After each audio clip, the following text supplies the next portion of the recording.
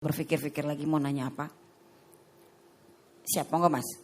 Terima kasih Bu Nondi, Pak Andreas, Bu Tia. Tadi menarik yang Pak Andreas cerita, terutama di slide Resilient Organization dan Sustainable Organization, karena relate gitu dengan apa yang kita lakukan di Bank Jago. Jadi semua itu memang perlu untuk membangun innovative organization gitu. Selamat malam teman-teman semua. Kalau boleh tahu, di sini ada yang udah pakai Bank Jago nggak? Yang dari Bank Jago itu emang udah wajib ya gitu ya. Yang lain belum ya. Kalau gitu saya cerita dulu tentang Bank Jago itu apa sih gitu ya. Dan kita memang dalam periode untuk membangun company ini dan culture-nya yang inovatif gitu. Kenapa kita harus bangun culture Bank Jago yang inovatif? Karena aspirasinya. Kita mulai dari aspirasinya, kemudian ada nilai-nilai gitu ya yang kita tanamkan supaya menjadi budaya yang sustainable gitu. Nah, tentang Bank Jago dulu ya. Oke, aspirasinya. Kata-katanya kenapa jadi begitu ya? Oke, tapi intinya adalah kita ingin menumbuhkan berjuta-juta nasabah ya, dan businesses melalui life-centric digital financial solution. Jadi berjuta-juta consumer business dengan financial solution yang life-centric. Jadi kata kuncinya ada di life-centric. Kita ingin untuk meet the needs ya, memberikan solusi kepada retail, mass market, SME melalui platform conventional banking dan syariah juga. Karena Bank Jago itu juga ada Jago UUS ya, unit usaha syariah, yang kita juga punya digital apps untuk syariah bankingnya. Ya. Life-centric, kemudian hal yang berikutnya yang perlu dicatat adalah embedded in and partnering with digital ecosystem. Kita ingin masuk melalui digital ecosystem, terutama karena kita ingin life-centric. Gitu. Kenapa begitu? Life ini fokusnya gitu. Jadi kalau kita tidak melakukan sesuatu untuk memecahkan masalah kehidupan sehari-hari para nasabah untuk menggunakan financial services, so ngapain gitu kan? Makanya kita fokusnya di life centric, artinya apa? Dari bangun tidur pagi, melek gitu, berkegiatan sehari-hari, sampai merem lagi, itu kita ingin bantu mereka. Satu cara yang efektif untuk melakukan itu adalah melakukannya melalui digital ecosystem atau ekosistem digital. Kenapa?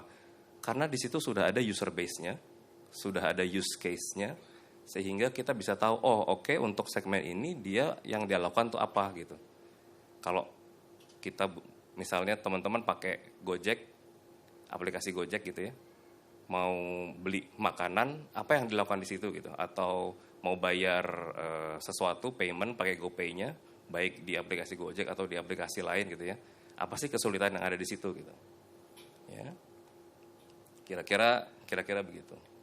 Nah, ekosistemnya itu seperti apa yang ada di Bank Jago dan yang sudah kita bangun? Ya, kita melakukan API dengan ekosistemnya. Lifestyle finances ya, ini yang hijau-hijau ini primary ecosystem partner kita, strategic partnernya Bank Jago, Tokopedia, Gojek, GoSend, GoFood, Bibit, Stockbit, GoPay, GoPayLater, GoBiz, BFI, dan lain-lain ya. Kita connect dengan mereka dengan API untuk masing-masing use case dari lifestyle atau finances. Teman-teman mau investasi misalnya, savings and investment, mau invest di reksadana, mau invest di saham, kita ada deep integration dengan Bibit dan Stockbit,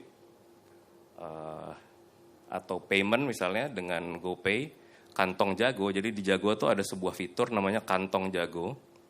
yang bisa dibikin gitu ya. Ini kayak seperti multiple account gitu ya. Jadi kalau punya satu account Bank Jago, kemudian bisa bikin berbagai macam kantong di dalamnya. Satu kantong ini kita bisa connect misalnya ke GoPay, itu akan nyambung gitu, jadi bisa dipakai untuk payment, nggak perlu top up lagi.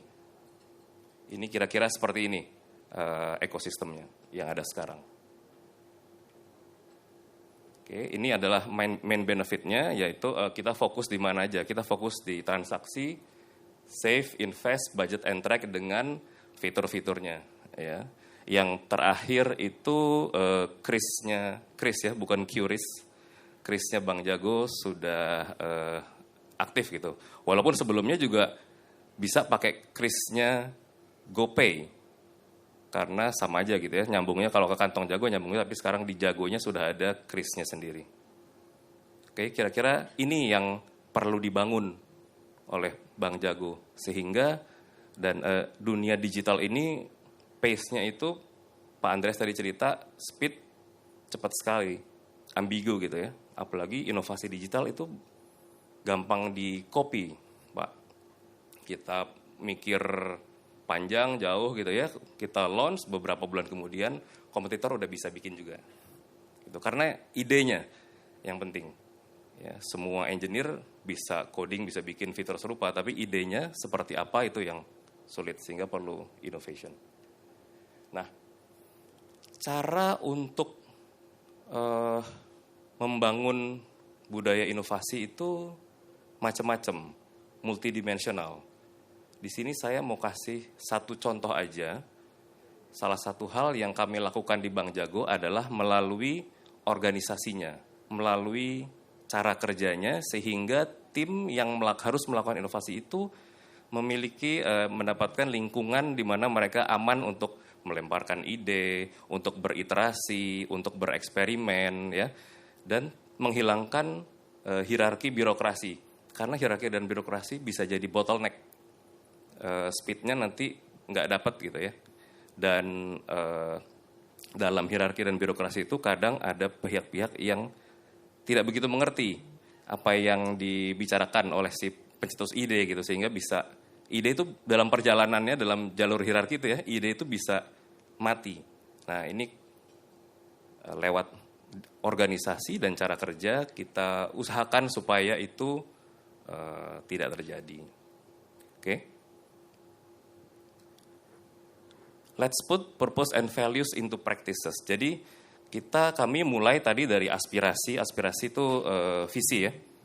Purpose itu misi, ya. Kemudian nilai-nilainya. Ya, ini harus dimulai dari atas ketika kita pertama kali men-set up organisasi. Bank Jago itu lahir awal 2020, jadi ini baru tahun ketiga. Kita setup ini dari awal kita ingin organisasinya memiliki nilai-nilai yang sesuai dengan aspirasinya.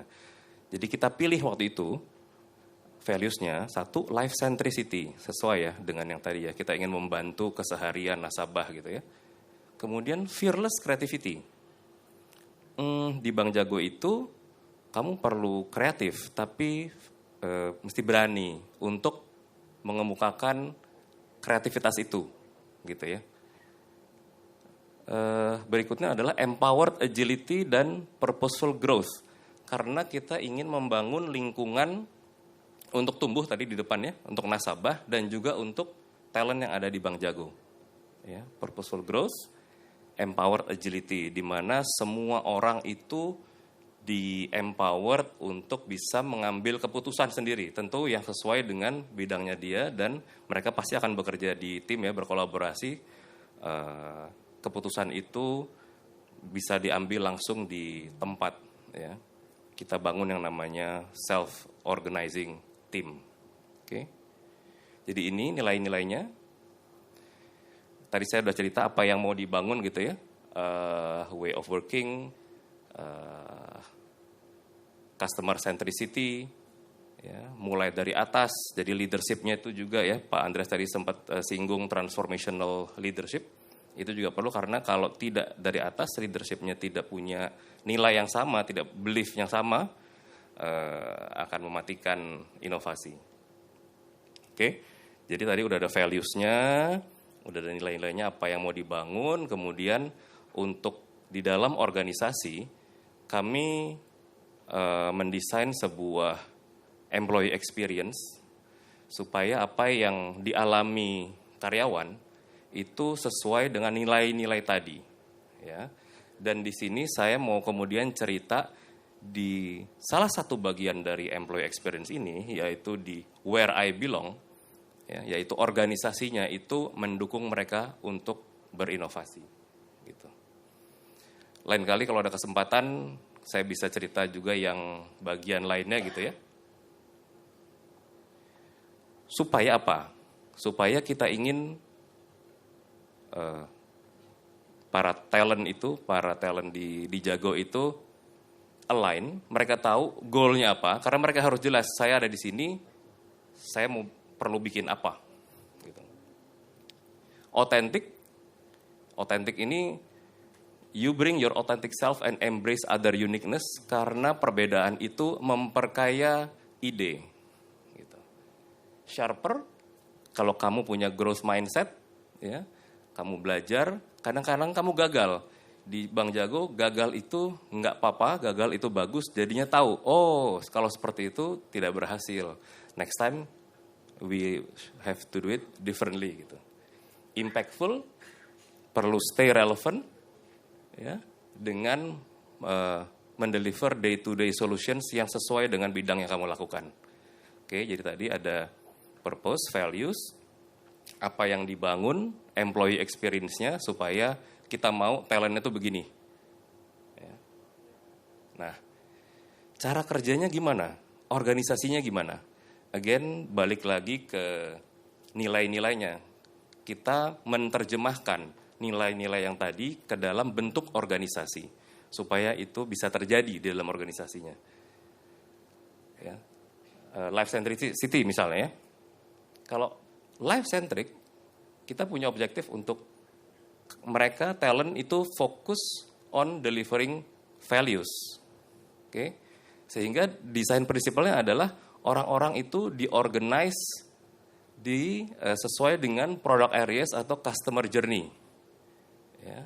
Bentuk implementasinya ada seperti di bawah contohnya, ada di kita ada yang namanya digital platform, ada unified backlog, ya, ada tribe, squad, chapter gitu ya. Clans-nya itu namanya misalnya gini, onboarding. Clans itu sebuah organisasi gitu ya. Instead of namanya apa contohnya? Operation gitu. Kita namanya onboarding. Namanya money movement. Namanya money storage gitu. Namanya digital lending misalnya. Okay. Fearless creativity. Objektifnya accelerating innovation. Kita memberi kepercayaan kepada tim untuk own masing-masing customer journey-nya mereka, gitu. Ya, ini implementasi seperti apa? Product organization dan expanded roles, PO, product owners gitu ya. Product owners di kami itu bertanggung jawab memimpin tim. Empowered agility juga gitu. Jadi semua dari masing-masing values itu kita terjemahkan ke dalam bentuknya tuh gimana. Ya. Nah ini, focus on customer. Kita punya tribes yang di setup berdasarkan segmen yang dilayani oleh Bank Jago. Ada consumer, syariah, partnership lending, dan merchant business. Kemudian untuk speed of innovation, kita susun squad gitu ya, di mana di situ filosofi agile way of working dan practices-nya Scrum itu kita lakukan supaya mengenable anggota squad untuk saling berkolaborasi. Technical capabilities, ada chapter yang memastikan untuk masing-masing capability yang ada di dalam squad itu bisa berjalan. Ya. Chapter itu contohnya gini, digital marketing misalnya ya, sebuah chapter itu di masing-masing squad tuh mungkin ada gitu ya. Ada orang digital marketing di squad 1, 2, 3, 4, 5. Atau product designer yang ngurusin UI dan UX-nya aplikasi. Itu ada chapternya di mana ada ahlinya di situ yang dia memastikan bahwa semua desainer yang ada di bank itu punya kemampuan yang setara di level tertentu gitu, dan itu ada semua di squad-squadnya, oke? Dan tentunya ada enabler lain gitu. Tadi saya bicara mengenai tribe, squad, chapter, itu ini. Jadi kira-kira kalau di zoom in, bentuk organisasinya di Jago tuh begini. Mas Tommy, sorry 7 menit. Oke. Ada squad, ya. Squad itu teman-teman di Jago mendeliver sesuatu itu dalam squad, dan di dalam squad itu ada multifunctional role. Role-nya macam-macam di situ. Engineer, product, data, ada risk, compliance, people, legal, dan lain sebagainya. Gabungan antara beberapa squad itu clan yang journey-nya itu sama gitu. Ya, mirip journey-nya. Misalnya tadi onboarding, money movement, money storage. Gabungan beberapa clan itu adalah tribe. Misalnya tadi the whole money on board, money storage, money movement, dan lain-lain itu adalah digital banking tribe gitu ya. Plus central team yang fungsi-fungsi standarnya bisnis, misalnya legal, compliance ada di sini, tapi mereka bisa juga terjun di dalam squad. Gitu. Ini bentuk yang lebih kalau di zoom out lagi, kira-kira begini, ada business tribe, ada squad-squadnya, ada central team, ada chapter di mana masing-masing capability itu duduk di dalam squad. Ya. Oke. Nah, dengan begitu, dengan menyusun squad-squad di mana multifunctional role saling berkolaborasi di dalamnya, mereka itu punya kesempatan untuk agile, di empowered. Mereka ada masalah karena tadi ada backlognya ya. Ada masalah, ada backlog, perlu menyelesaikan problem deposito. Tim clan money storage akan langsung ambil itu, dilihat di squadnya ada orang designer, ada orang legal, compliance, ada engineer, ada orang data. Mereka menganalisis, melakukan proses design thinking, and then come up dengan solusinya begini. Ada solusi karena mereka sudah terempowered, mereka bisa langsung rilis gitu. Ya. Itu contohnya, dan saya mau kasih satu contoh saja, life centricity innovation yang dihasilkan dari proses organisasi yang seperti tadi. Ya. Kita mulai dengan mempelajari industri, kemudian tadi ya hidup sehari-hari ya, dari mulai melek di pagi hari sampai merem lagi tuh ngapain tuh dari jam 9 pagi terus sampai jam 10 malam gitu. Kemudian kita dites konsep-konsepnya. Oh kalau gitu saya bisa bantu nih di sini nih orang. Oh di sini jam segini di gini kita bisa bikin fitur ini nih. Kemudian kita tes. Kita bikin prototype, dites. Tesnya berhasil gitu ya, ada research-nya. Kemudian kita jadikanlah dia sebuah fitur di dalam Jago Apps. Ini saya kasih contoh kantong. Ya. Kantong di mana di dalam satu Jago account itu kita bisa bikin multiple kantong sehingga bisa diatur macam-macam gitu. Mau buat apa? Ada tab-nya juga. Udah ada kantongnya, ada tab-nya. Kantong juga macam-macam. Apakah itu kantong spending, kantong savings, dan lain-lain. Bisa deposito, bisa di-connect ke aplikasi partner gitu ya. Ini contohnya. Oke. Again sama seperti tadi gitu ya. Ini bisa dipakai untuk berbagai macam fungsi. Tinggal satu lagi yang akan sangat membantu menurut saya kalau currency-nya bisa macam-macam. Jadi di kantong ini, yang kantong ini currency-nya IDR, kantong itu USD, kantong ini. Jadi kalau misalnya customer yang mau travel gitu ke berbagai negara jadi gampang. Kira-kira begitu. Bapak-bapak, ibu-ibu, dan teman-teman sekalian, terima kasih. Yeay, tepuk tangan, keren banget ya. Saya pemakai Bank Jago dan happy ternyata HR-nya cakep. Oke, sekarang kita ke Ibu cantik jelita Mbak Tia yang sebelah kiri. Oke, siap, monggo dipersilahkan. Sudah siapkah slide? Oke. Terima kasih Bu Dokter Nondi. Selamat malam teman-teman semua. Seperti tadi yang sudah diperkenalkan oleh Ibu Dokter Nondi ini moderator kita. Tadi kan sudah lihat yang colorful. Gelap ya? Oke. Ini kelihatan nggak? Kelihatan ya? Ke depan apa enggak? Ke depan juga boleh. Nah, begini ya. Oke. Yang jelas saya pindah ke sebelah sini secara sengaja. Kalau enggak nanti teman-teman kalau ngeliat ke sana terus gitu kan, jadi kan ganti-gantian gitu ya. Tadi Prof. Andreas di sini, balik ke sini lagi. Oke. Terus terang malam ini nih saya paling nervous kalau presentasi di depannya Prof. Andreas gitu. Itu paling berat tuh. Mengingatkan saya kepada 10 tahun yang lalu ya Prof ya. 11 tahun yang lalu. Saya muridnya Prof di Prastia Mulia. Oke, kembali lagi tadi introduction dari Ibu Moderator. Jadi sudah kelihatan kan dari halaman pertama ya. Yang pertama itu tadi warnanya kuning, ungu gitu ya. So hype gitu.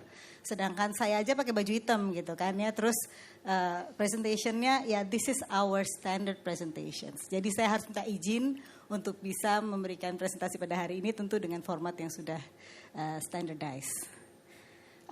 Mungkin saya akan start presentation saya dengan perkenalan mengenai Medco Energy. Saya kira teman-teman sudah pernah mendengar mungkin, tapi mungkin ada sedikit informasi yang bisa saya share lebih banyak mengenai who we are. Jadi kalau saya mengambil judulnya ini align kayaknya ya Prof ya, Innovations for Business Sustainability. Jadi innovations is not for the innovation itself. It has to support the business sustainability. Jadi itu adalah dasar utama dari melakukan suatu inovasi dalam perusahaan. Oke, penuh dengan disclaimer. Jadi ada disclaimernya. Medco at a glance, Medco Energy. Saya akan quick aja karena waktunya 15 menit, slide-nya banyak dan banyak tulisan. Don't bother to read, jadi nanti saya akan bercerita saja gitu ya. Yang jelas ini membantu saya juga karena nggak mungkin ingat Bapak Ibu ya teman-teman semua. Ini adalah perjalanan kami dari tahun 1980 pada saat founding fathers kami Pak Arifin Panigoro yang mendirikan perusahaan itu di tahun 1980. Medco itu ada singkatannya. Ada yang tahu nggak singkatannya apa? Ada tulisannya sih di situ. Gak kebaca ya, PT Meta FC Pribumi Drilling Company. So we started, kita mulai dari perusahaan drilling company, gitu ya. Jadi saat ini kita sudah publicly listed sejak 1994. Ada yang pegang MEDC? Boleh angkat tangan? Gak ada ya. Kalau bisa dilihat share performance-nya cukup bagus dan sangat bagus the last year. Dan saat ini kita termasuk listed di IDX LQ45 sebagai low carbon leaders. Jadi perjalanan kami dari tahun 1980, di sini bisa dilihat, sebentar ya, mana ininya? Oke, tahun 1980 kita berdiri dan tahun 1992 ini pertama kali kita menjadi E&P company atau oil and gas. Dan saat ini kami masih terus growth. Oke. Nah, kalau kita lihat area operasi kami tersebar di 29 area operasi di seluruh Indonesia dan juga di beberapa area di luar negeri. Bisa dilihat di sini dan ada 3 pilar bisnis kami yaitu oil and gas, di mana di situ ada aktivitas eksplorasi, development dan productions. Berikutnya juga di power, kita memiliki installed capacities yang cukup besar dan juga kita mendevelop power plant. Satu lagi adalah juga kita support operation and maintenance. Yang berikutnya adalah mining. Teman-teman mungkin familiar dengan Newmont. Saat ini sudah menjadi aman mineral dan itu berada di bawah Medco Energy. Jadi kalau tadi diceritakan memang karir saya 15 tahun sebelumnya di oil and gas, di Medco Energy, kemudian ditugaskan ke power selama 5 tahun dan mulai Januari kemarin kembali ke headquarters. Jadi kembali lagi ke oil and gas dan di korporat. Oke, nah kita masuk nih vision, mission, and corporate values. Ini di mana semuanya berawal. Jadi kalau kita bicara mengenai visions, di sini kita menjadi to be the energy company of choice for our investors, shareholders, partner, employees, and the communities where we operate. Jadi jelas bahwa itu adalah visi yang ingin kami wujudkan. Dan yang paling terpenting sebenarnya when we talk about cultures adalah values. The corporate values itu suatu hal yang sangat mendasari bagaimana kita beroperasi, bagaimana kita berkembang, dan bagaimana kita bekerja. Izin Prof, di sini kita punya corporate values, sudah keluar 2 tadi di Prof Andreas. First adalah professional. Yang pertama profesional, kedua ethical. Kemudian open dan inovatif. Jadi kalau tadi presentasinya Prof itu ada ethical dan inovatif, kami sangat serius dengan 2 hal ini.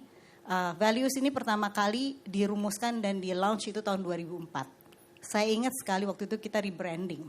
Karena Medco itu tadinya anak perusahaannya namanya bukan Medco. Saya waktu itu join dengan yang namanya PT Expand Nusantara.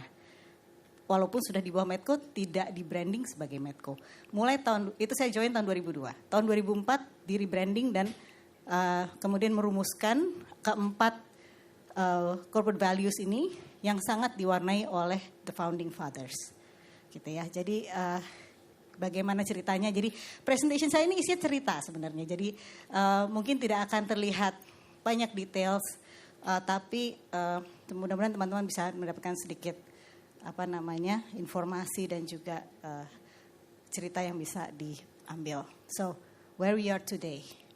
Jadi kalau teman-teman lihat, saat ini kita total produksinya 162 ribu barrel oil equivalent per day. Itu adalah termasuk oil dan gas.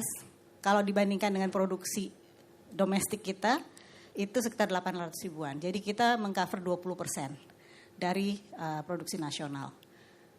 Dan saat ini kita juga bermain atau bergerak di power generations, di mana saya di-assign sebelumnya, di mana total sales kita mencapai 3.975 gigawatt hours. Dan kalau dilihat 7 tahun terakhir terjadi growth yang cukup signifikan.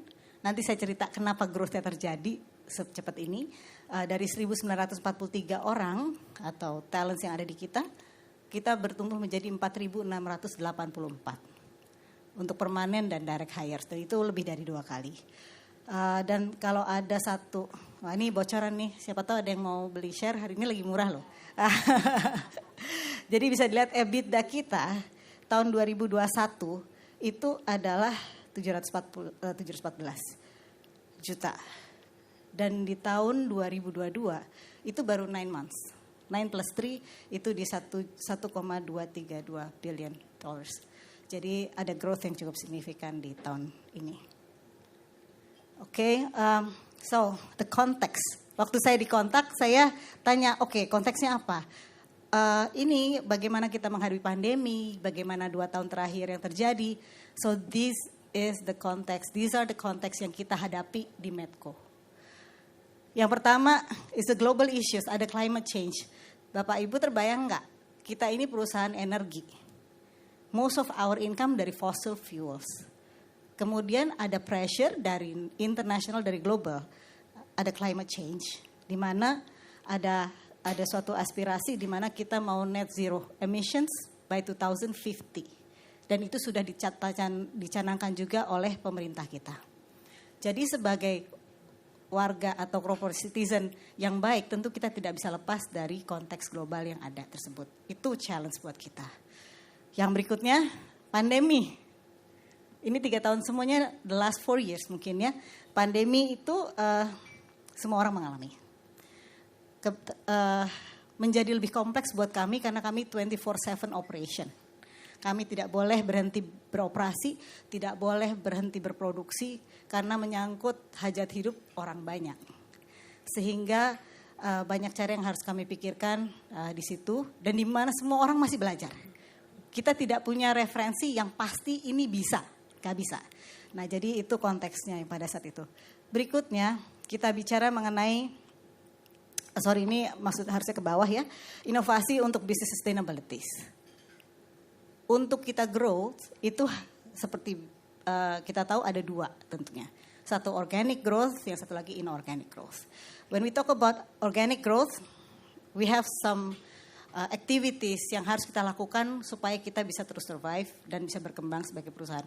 Bisa lebih efisien, bisa meningkatkan produksi dan sebagainya.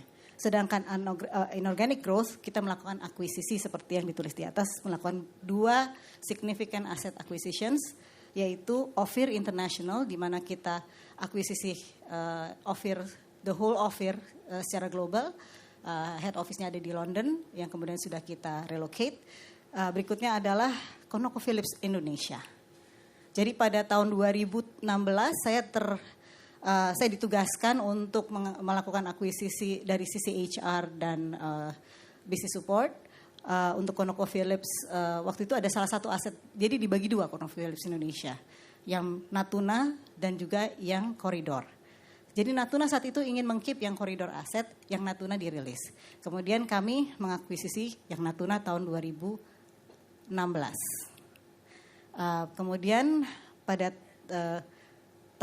akhir tahun 2021 kami close signing dengan koridor asetnya ConocoPhillips Indonesia. Jadi practically sekarang the whole ConocoPhillips masuk ke Medco. Oke, nah so how we deal with this? Ini tantangan ini terjadi 2-3 tahun terakhir gitu ya, semua terjadi berbarengan. Ini adalah salah satu inovasi yang sifatnya disruptif. Nah, kalau tadi Prof bilang disruptive innovation, saya jadi belajar, jadi dapat baru nih istilahnya. Kebayangkan kalau perusahaan yang main income-nya adalah fossils, yang selalu disalahkan sebagai sumber dari global warming, gitu ya. Terus harus ketemu dengan this kind of pressures gitu.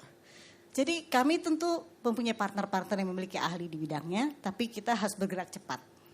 Di sini Pak Hilmi Panigoro, our president, mengatakan bahwa we need to quickly move towards a low carbon world, but still provide affordable energy and adjust transitions. Kita semua yang kerja bingung, gimana caranya ya kan? Nah, oke.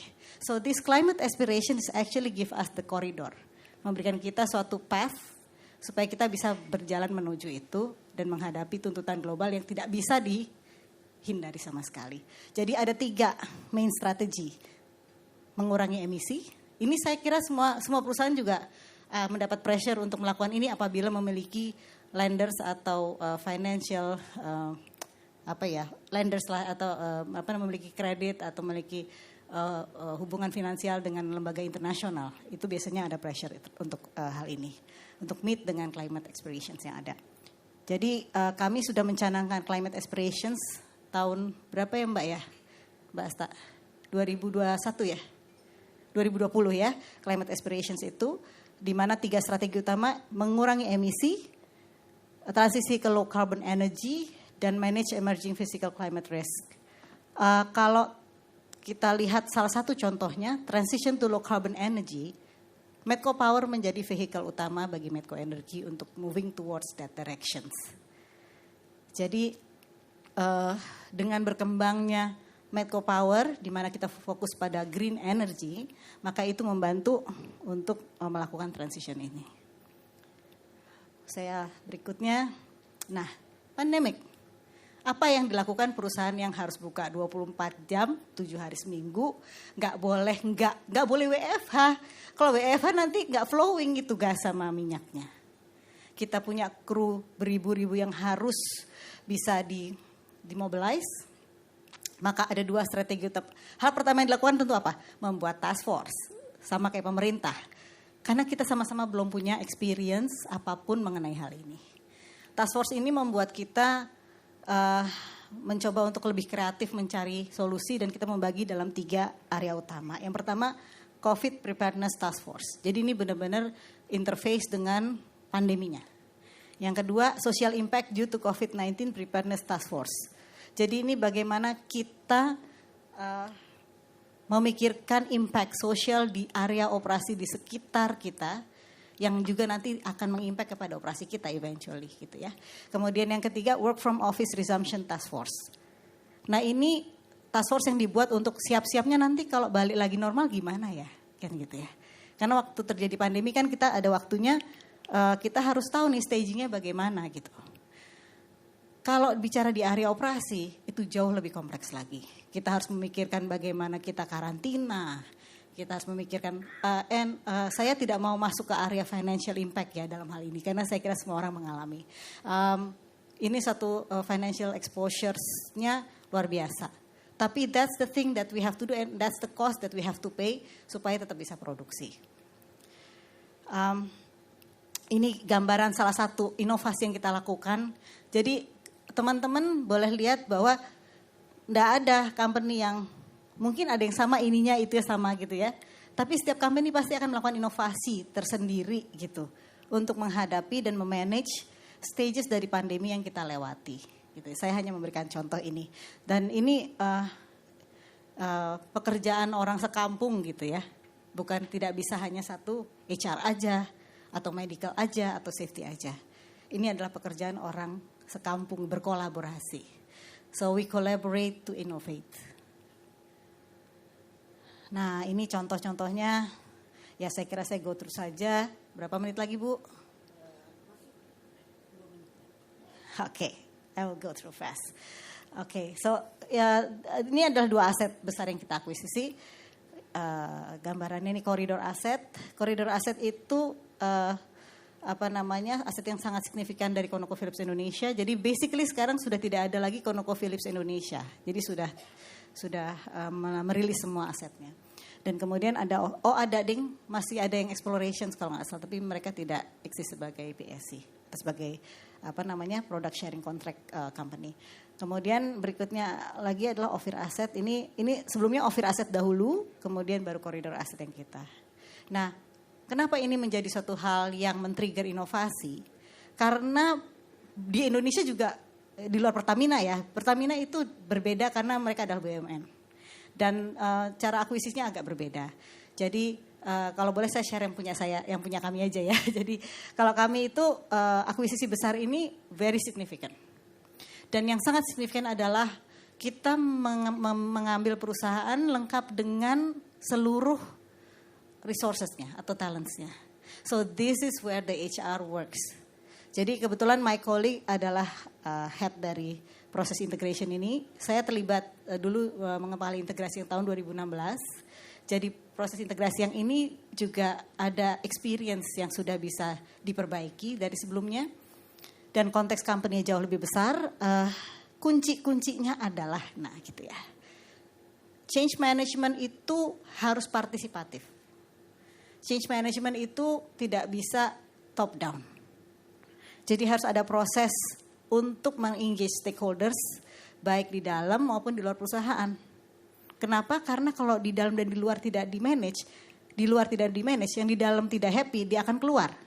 Dalam hal ini karena kami adalah perusahaan dalam akuisisi ini terkait dengan kontrak kerja sama dengan pemerintah, berada di bawah regulatornya adalah SKK Migas. Oleh karena itu kita juga memiliki hubungan yang baik dengan pihak SKK Migas. Dan tentu semua ini harus diikuti atau diawali dengan itikat baik untuk mengembangkan bisnis dengan etis. Jadi engagement stakeholders is the key.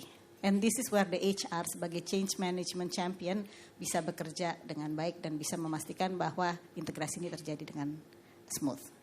Oke, saya cepat. Aduh nih sebelumnya gimana? Oh gini. Ya, jadi dua slide lagi boleh ya? Ya boleh, bisa. 1 menit ya, jadi 20 detik 1 slide. Oke, kenapa saya show this? Ini disebutkan bahwa launch tahun 2019. Tapi sebenarnya kami selalu memiliki event untuk men-celebrate inovasi gitu ya di perusahaan sudah sejak lama. Hanya namanya suka berubah-ubah. Nah tahun 2019 kita stick dengan nama Medco Energy Awards. Kenapa saya show ini? Ini adalah salah satu bagian dari usaha kami untuk tetap growth dari internal. Atau we have to grow organically gitu ya. Di sini kita melihat peluang-peluang untuk lebih baik, lebih murah, lebih aman gitu ya. Saya terus terang sebenarnya saya punya datanya berapa savings yang kita lakukan. Dalam 1 tahun inisiatif seperti ini dan yang terrecord potentials dan juga proven savings itu sudah pasti lebih dari $100 juta dari sisi capex dan opex.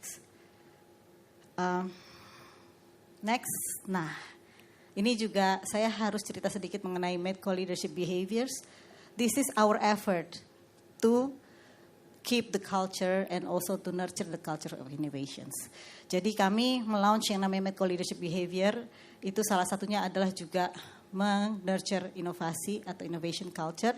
Kenapa kita melakukan ini? Karena pasca integrasi, kita harus memiliki suatu hal yang lebih operasional dari values. Yang memudahkan Bapak, Ibu, dan teman-teman yang masuk ke organisasi kami untuk mengetahui apa sih code of conduct-nya, do's and don'ts-nya sebagai leaders. Dan dengan Medco Leadership Behaviors, itu mempermudah bagaimana mempraktekkan menjadi seorang leaders yang baik dan transformasional. Pertama adalah growth people capabilities, kedua take ownership, foster collaboration, deliver results, dan sustain growth. So foster innovations itu ada di sustain growth. Jadi di sini terlihat bahwa semua sistem kita lakukan secara berkaitan. Nah, last slide. Pas ya Bu, pas ya Bu. Ini adalah beberapa points yang saya dapatkan dalam experience saya dan observasi yang saya lakukan. Jadi saya lihat bahwa memang inovasi itu tidak terhindarkan untuk company sustainability. Kalau dilihat tahun 1980, Medco itu adalah betul-betul perusahaan nasional, maka hari ini kita bisa dibilang kita sudah merupakan pemain di regional. Dan itu tidak terlepas dari kemampuan company berinovasi. Berikutnya adalah, nah ini juga guidelines. Kalau di Medco Energy itu, yang namanya inovasi itu harus lebih bagus atau lebih baik, lebih cepat, lebih murah, dan harus pasti lebih aman. Jadi apapun solusi, produk, inovasi yang dilakukan harus memiliki paling tidak beberapa area itu. Kalau lebih murah tapi lebih bahaya ya jangan gitu ya. Jadi semuanya itu harus tercapture. Yang terakhir, innovation creates unique value propositions of a company or a products. Tadi visi kami menjadi company of choice. Membeli perusahaan itu ternyata kalau kita bicara perusahaan energi gitu ya, kita mau akuisisi. Yang mau dibeli itu bisa milih siapa yang mau beli, Pak. Jadi kita harus memastikan bahwa we do have the quality that our potential orang yang mau jual asetnya itu percaya sama kita bahwa kita bisa membeli dan mengelola dengan baik.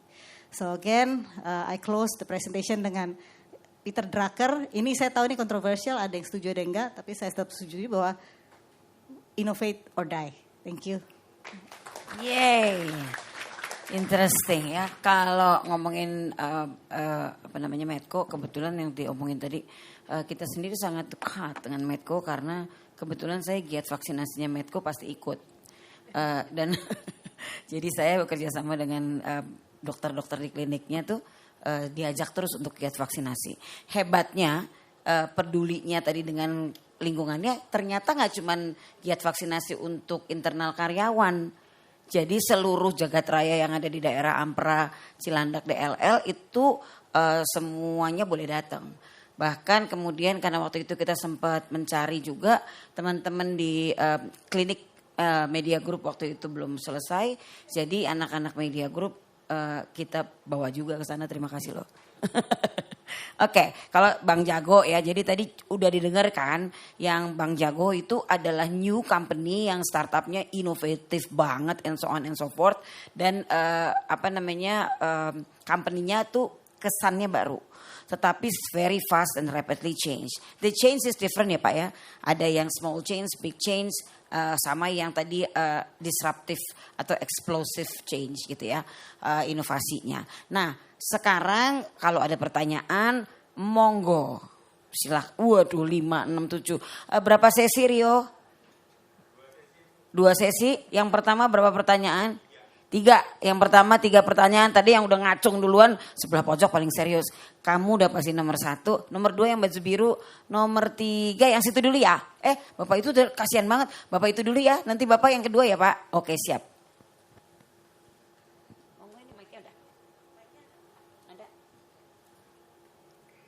Disebutkan nama dan dari mana. Ini kalau nggak nyala. Nama dari mana? Okay. Dan Selamat kepada malam. siapa? Saya Dipta, Workday HCM Consultant di Elite Solutions. Jadi saya implementasi sistem sebetulnya yang namanya Workday.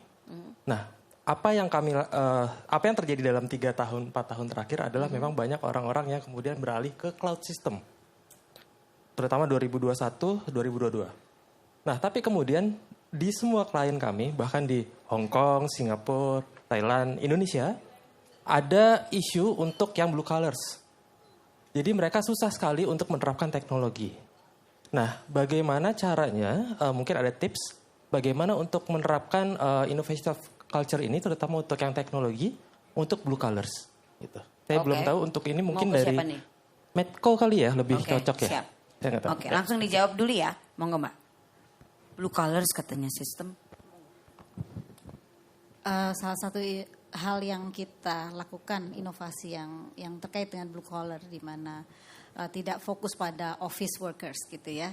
Itu pengalaman saya waktu di Medco Power. Kebetulan saya juga pegang IT waktu itu. Jadi karena business support saya pegang IT, HR, supply chain sebentar, kemudian sama general services. Jadi kuncinya satu, sekarang semua orang punya smartphone ya.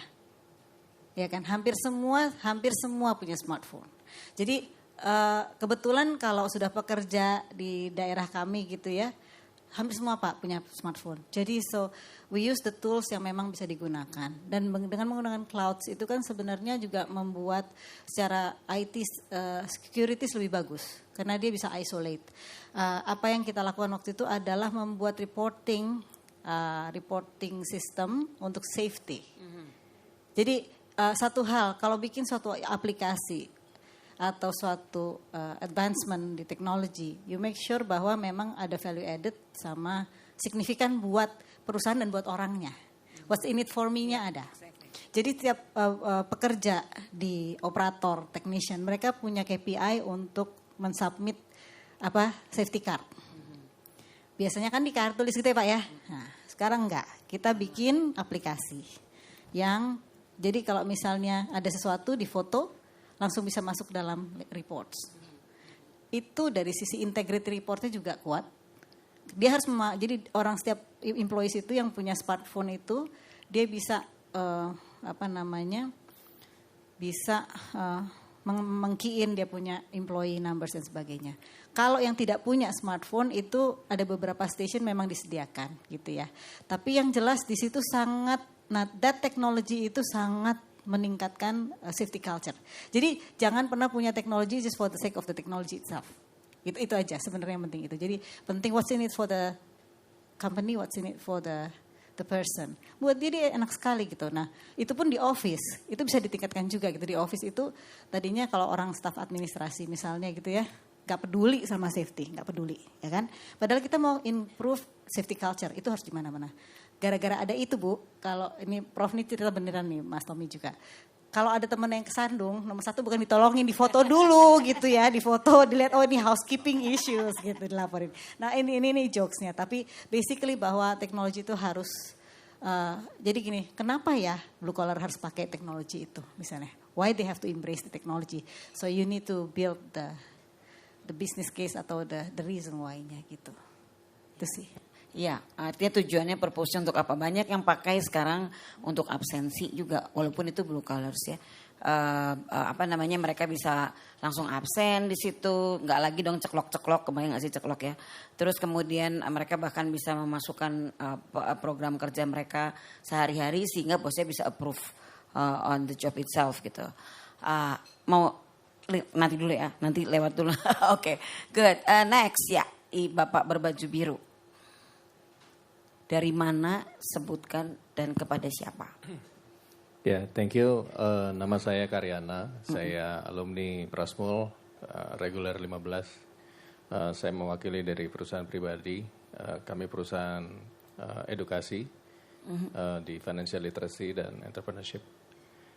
Tadi saya mau klarifikasi dulu dengan slide-nya Pak Tommy ya. Tadi di customer journey-nya ada tulisan NPS. Apakah itu artinya NPS-nya kayak di startup ya, Net Promoter Score? Ya, di Employee Life Cycle slide ya. Iya. Ya, itu ENPS, Employee Net Promoter Score. Oh, Net Promoter Scores ya.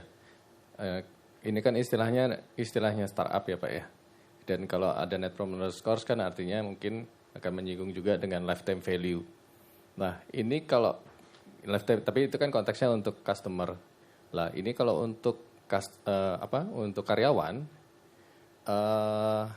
bagaimana pandangan dari finance CFO, employee ini ditreatment sebagai aset instead of expense. Karena kan biasanya sama finance karyawan ini ngomongnya aset, tapi mungkin treatmentnya. Oke, ini tujuannya ke? Nah, pertanyaannya bisa buat Prof. Andreas dan Pak oke. Tommy. Jadi nggak ada hubungannya sama yang pertanyaan ke Mas Tommy ya? Mas Tommy, Mas Tommy juga, oke. Bagaimana dari pandangan CFO-nya? Karena ada skor tadi itu loh. Bukan, maksudnya kan mental modelnya corporate itu melihat karyawan itu as an asset. Tapi apakah masih the realnya itu sebagai cost gitu loh? Is that related to what you present mengenai tadi INP? Enggak, sebetulnya gini, itu to set the context straight dulu ya. Perspektif seperti itu di kita nggak ada. Karena apa yang kita mau bangun itu adalah employee experience yang konsisten dengan values-values yang kita set up waktu kami bikin pertama kali bank ini. INPS itu kami pakai untuk sebagai bagian dari feedback loop untuk tahu mood dari karyawan itu at any given time itu seperti apa. Sebetulnya nggak cuma INPS dan engagement, kami bikin aplikasi juga karena nggak cuma di bisnis ya, di HR juga bikin aplikasi yang di dalam aplikasi itu platform people experience itu kita senantiasa cek moodnya karyawan, mood meter gitu ya. Ini bagian dari feedback loop nggak cuma ini gitu, tapi macam-macam. Ini salah satunya supaya kita bisa dapat feedback yang cepat.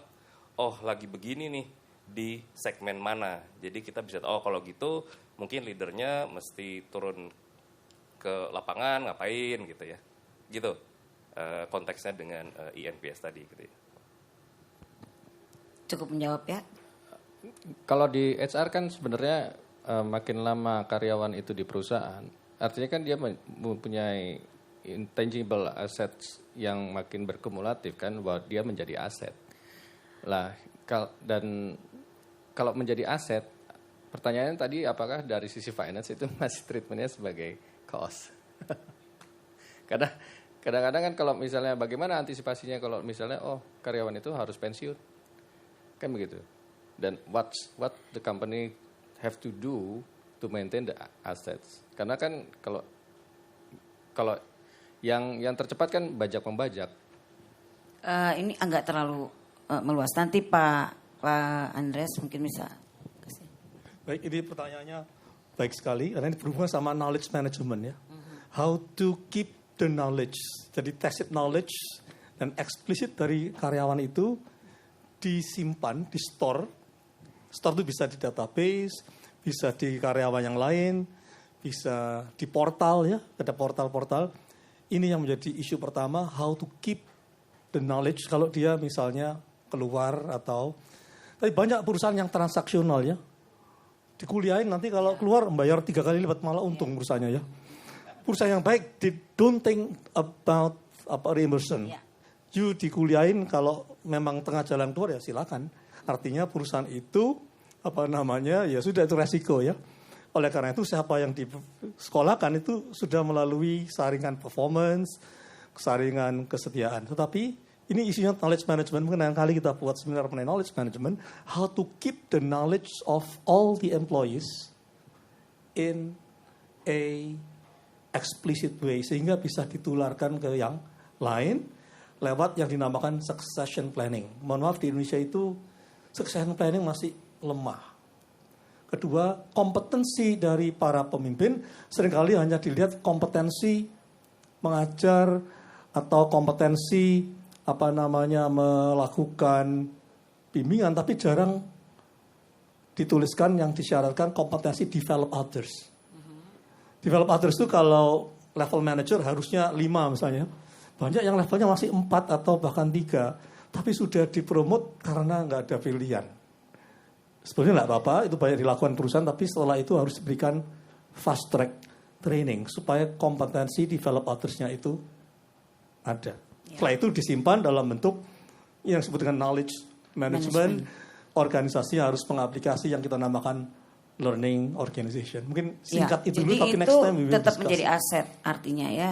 Orangnya disimpan, knowledge-nya dipakai, dan dia tetap dihargai. Dia bentukannya nggak harus berarti dikompensasi dengan bentukan uang, bisa juga dalam bentukan training and development yang lain.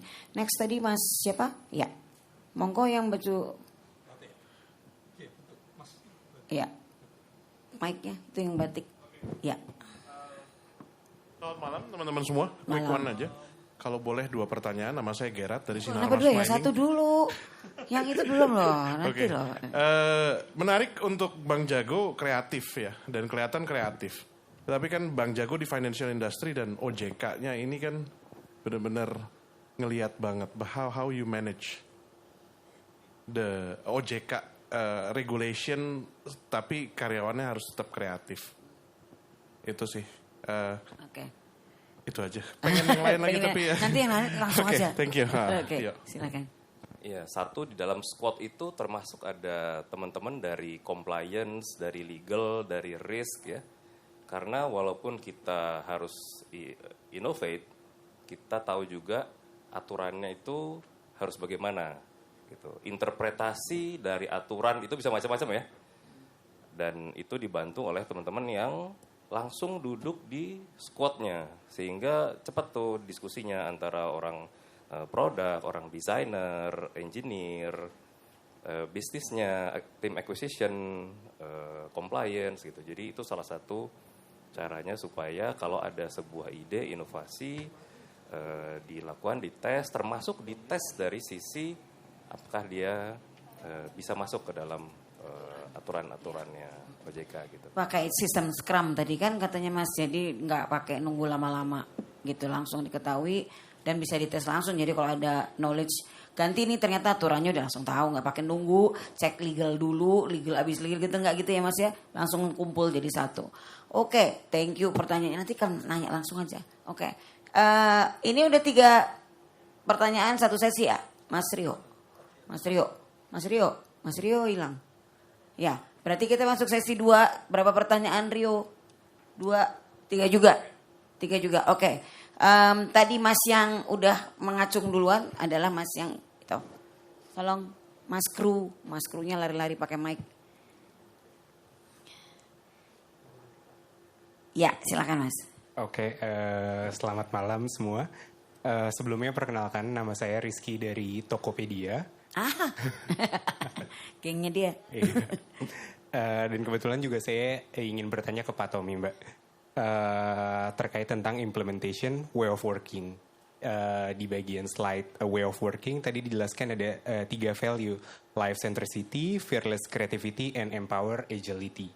Yang ingin saya tanyakan, bagaimana sih mengukur dari implementation of way of working terhadap business growth dan employee engagement?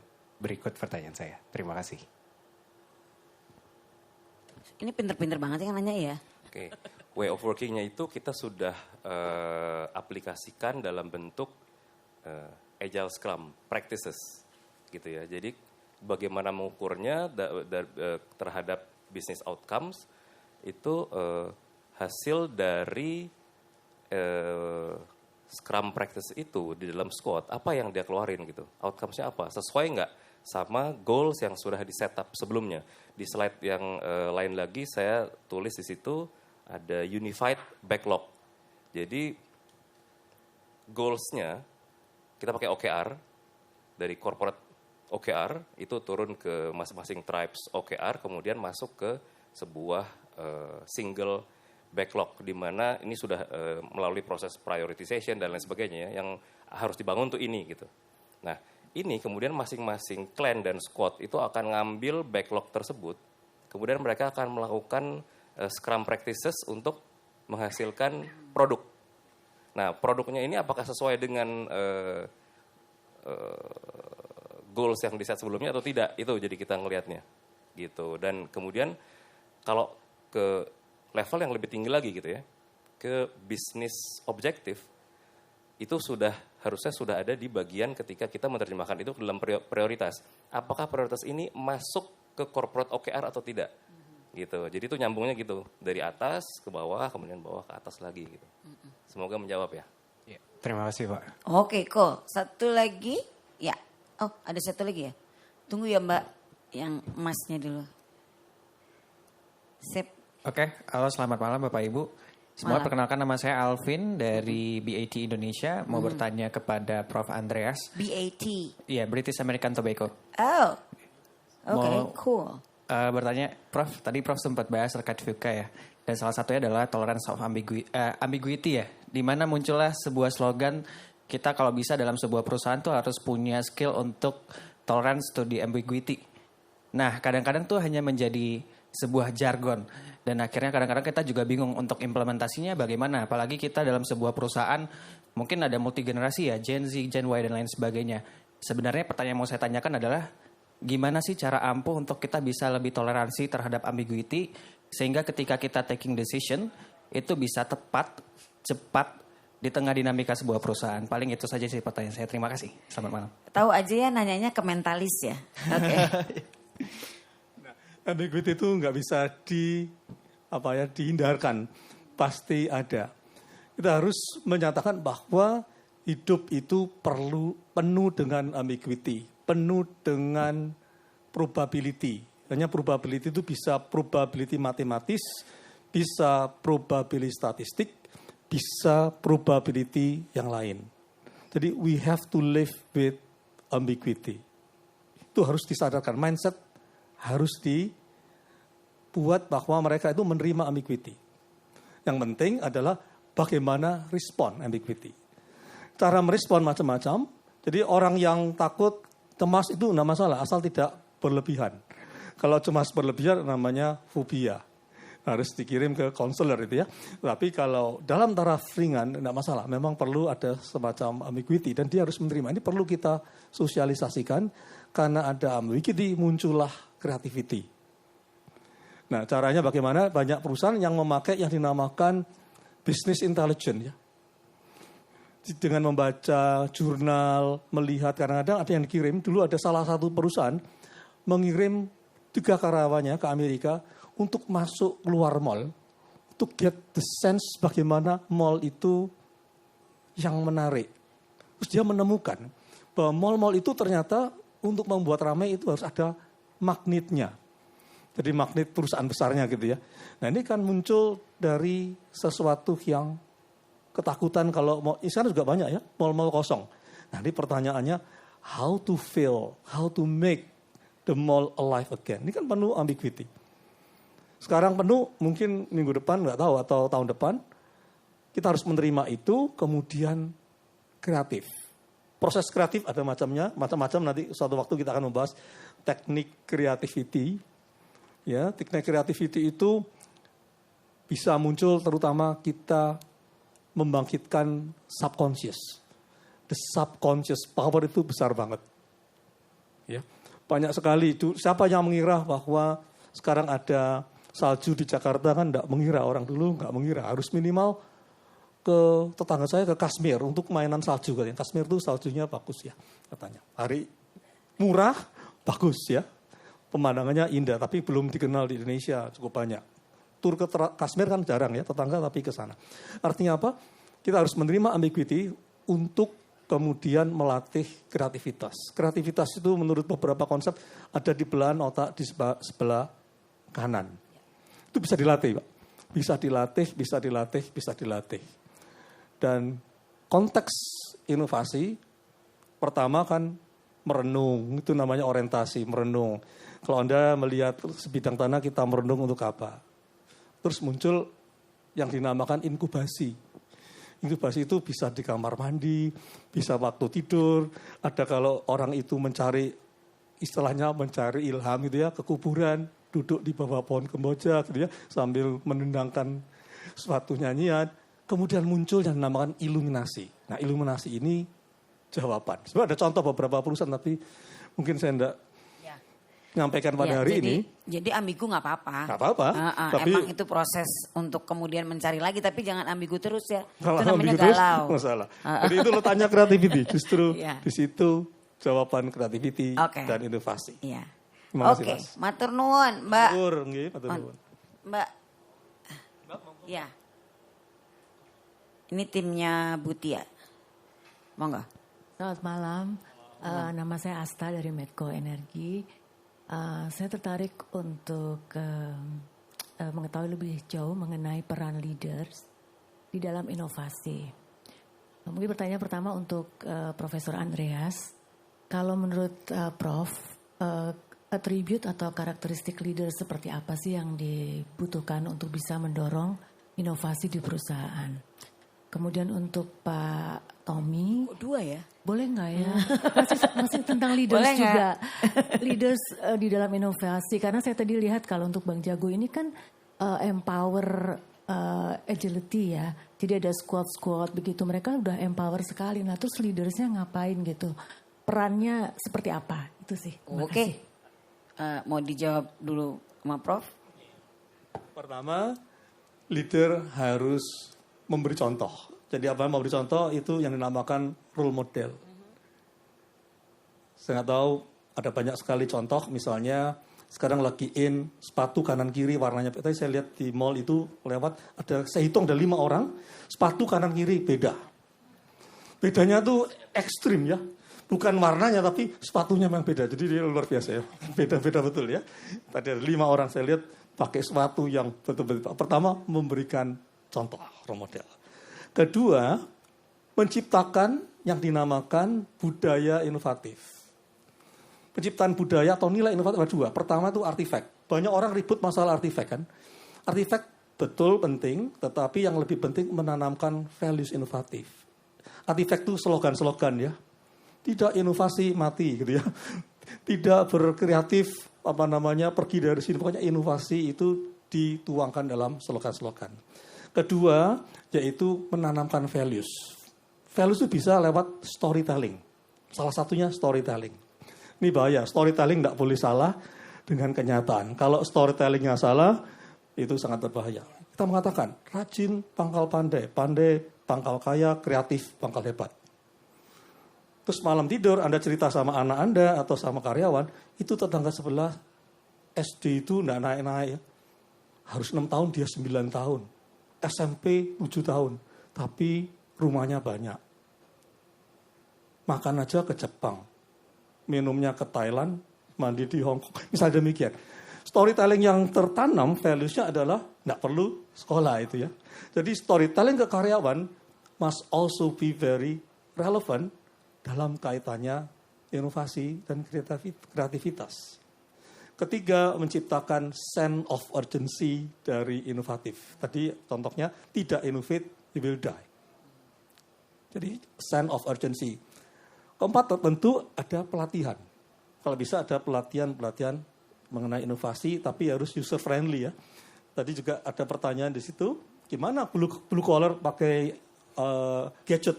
Salah satunya adalah mindset ubah, kemudian pelatihan, kemudian diupayakan contoh dan dijelaskan urgensinya untuk berubah. Keempat tentu ada sistem manajemen. Sistem manajemen itu artinya kalau kreatif dia dapat reward ya. Reward itu harus cultural. Reward adalah cultural. Generation itu cultural juga ya dalam konteks yang berbeda. Anak sekarang kalau kasih reward misalnya voucher 500.000 mungkin tidak bergema ya millennials. Tapi kalau kamu kreatif, masukkan ide kreatif di dalam portal, apalagi sampai bisa menghasilkan suatu produk, kamu dapat hadiah. Bukan voucher 500.000, nanti sore Mas silakan pilih restoran, makan sama direktur ya. Wah dia senang dia. Begitu teh panas keluar langsung dipotret, diunggah, minum teh panas gitu ya. Kreatif. Atau dikasih tiket. Karena saya tahu Mas ini senang dengan Blackpink, kasih tiket Blackpink. Dia kan senang. Daripada kasih 500.000, kalau dikasih tiket Blackpink, dia akan lebih senang ya. Apalagi bisa ketemu dengan si Genie gitu ya. Misalnya gitu ya. Artinya apa? Ini cultural. Lalu yang terakhir tentu dikaitkan dengan performance appraisal tadi. Dan dibentuk satu tim kreatif. Jadi ada perlombaan creativity gitu ya, secara berkala. Ada di perusahaan X, yang nggak sebut namanya juga nanti endorse gitu ya. Yang karyawannya itu suruh berkreasi terus. Ini perusahaan food, healthy food. Dan tiap bulan pasti ada produk baru. Sekarang healthy food itu mahal ya, satu kantong kecil 20.000 itu 5 menit sudah habis ya. Saya lagi agak craving gitu, jadi selalu beli saya dua hari ini. 15.000 kecil itu ya. Healthy food. Ini produk kreatif dari perusahaan tersebut. Saya nggak sebut merek, nanti endorse ya. Artinya apa? Ada reward. Manusia itu intinya manusia itu melakukan sesuatu karena dua hal. If not because of reward, punishment. Tapi lupakan punishment, fokus ke reward. Reward untuk satu orang dan orang lain berbeda. Untuk satu orang itu reward, orang lain mungkin punishment. Seorang anak yang terlambat datang, tidak boleh masuk, menurut gurunya itu reward. Tapi bagi gurunya punishment, tapi bagi anak itu reward. Kapan lagi hari kerja disuruh pulang gitu ya. So we have to be careful about reward and punishment. Intinya efektif dan efisien. Kira-kira gitu. Oke, Mas, boleh dijawab tuh tadi katanya karena udah semuanya udah sebegitu hebat inovasinya, terus leadernya ngapain katanya? Ini sebetulnya tadi terima kasih Pak Andreas sudah membantu menjawabkan pertanyaannya gitu ya. Tapi saya mau tambahin sedikit. Satu tuh leadernya mereka membuat lingkungannya itu aman untuk karyawan-karyawan itu untuk berinovasi, untuk mengeluarkan ide. Salah satunya dengan kalau ada masalah fokusnya itu ke solusinya, bukan ke masalahnya. Masalah pasti harus dicari root cause-nya gitu ya. Tapi fokus ke solusinya. Hal berikutnya adalah tadi Pak Andreas sempat sebut yang pertama role modeling. Karena role modeling ini penting sekali terutama untuk values ya, nilai-nilai. Kebetulan leaders di Bank Jago itu adalah orang-orang yang foundernya. Values-nya itu kami bikin bersama gitu. Kami ada sesi di mana mau bikin apa nih gitu ya. Itu kemudian keluarlah values-values itu. Jadi apa arti dari values tersebut yang kita terjemahkan ke dalam practices-nya itu dipraktekin sama mereka. Sehingga karyawan itu jadi punya kira-kira gambaran nih. Kalau ada masalah begini nih, itu nanti leadernya most likely akan bagaimana gitu. Itu konsisten gitu ya. Dua hal itu tuh sangat membantu sih ya. Oke, terima kasih banget. Oke, terima kasih teman-teman. Ini saya kembalikan ke MC. Oke. Terima kasih para pembicara yang terhormat. Ini boleh duduk atau suruh ngapain Mbak? Baik Bu, boleh kembali ke tempat semula. Oke, terima kasih banyak. Selamat malam buat semuanya. Terima kasih banyak. Penerimaan plakatnya mau sekarang atau gimana nih Mbak kira-kira nih? Oke. Atau nanti setelah pengumuman dari door prize ya Bu ya? Baik kalau begitu.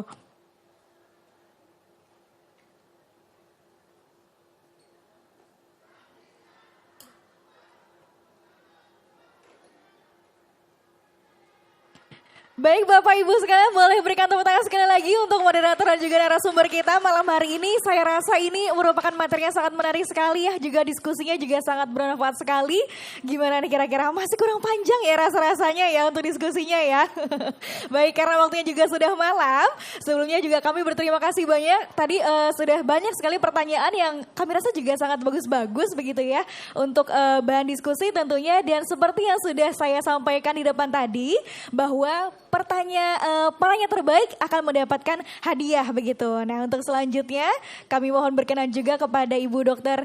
Nondi untuk menyampaikan kira-kira siapa sajakah Ibu yang bisa mendapatkan hadiah begitu ya sebagai penanya terbaik.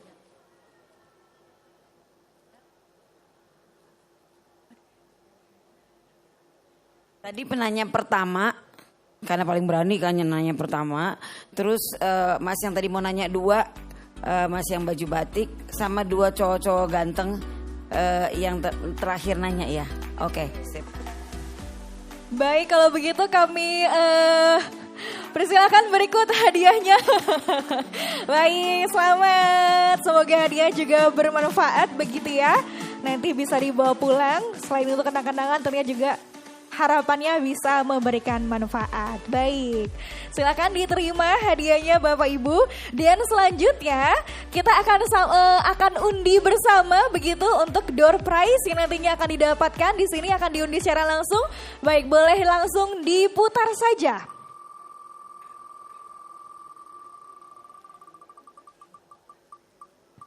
Stop. Ya, langsung saya panggil saja mungkin ya.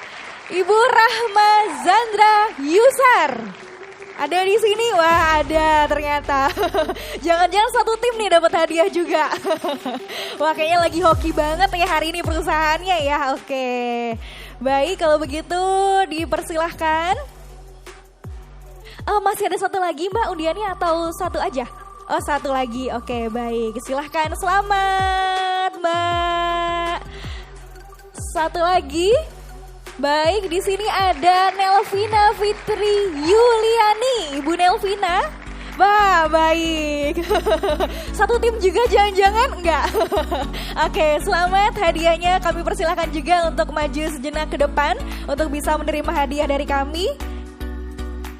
Wah, hadiahnya menarik sekali ya. Oke. Ya, selamat Mbak. Mau foto dulu boleh? Oh iya, hadiahnya apa nih kira-kira nih? Oh, dapat emas antam. Wah, terus juga ada apa nih Mbak? Oh, oke, ada hard drive juga. Wah, boleh di sini foto bareng dulu yuk. Oke. Yang foto berdua aja atau gimana nih Mbak? Oh ya ampun, bertiga. Oke. Biar kayak dapat hadiah juga ya.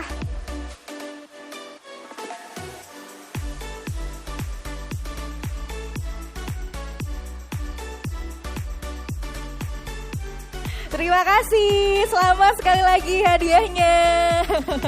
Baik Bapak Ibu hadirin sekalian, sebelum saya tutup acaranya, sebelumnya ingin menyampaikan terima kasih banyak tentunya untuk Bapak Ibu hadirin yang sudah meluangkan waktunya. Oh iya, plakat, baik. Sudah meluangkan waktunya ya untuk hadir malam hari ini. Sebelumnya kita akan ada pembagian plakat terlebih dahulu. Untuk itu kami undang, mohon berkenan untuk maju kembali ke depan. Plakatnya diserahkan langsung oleh Ibu Dr. Nondi, begitu Bu? Iya, baik. Baik, kalau begitu kami undang lagi ke depan, kami mohon berkenan Bapak Profesor Dr. Andreas Budi Harjo, MPSI, untuk bisa maju ke depan. Kemudian Bapak Pratomo Sudarsono untuk berkenan maju ke depan juga. Dan kemudian Ibu Tia N. Ardianto, kami mohon berkenan untuk maju ke depan juga.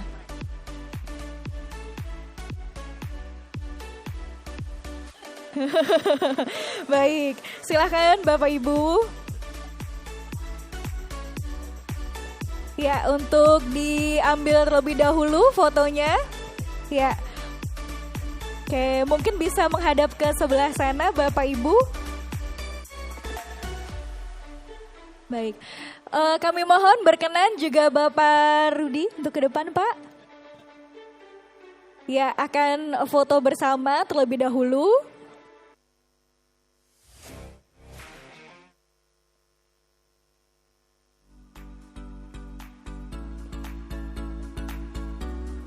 Baik, silakan bergabung Pak di tengah-tengah kami untuk diambil foto terlebih dahulu.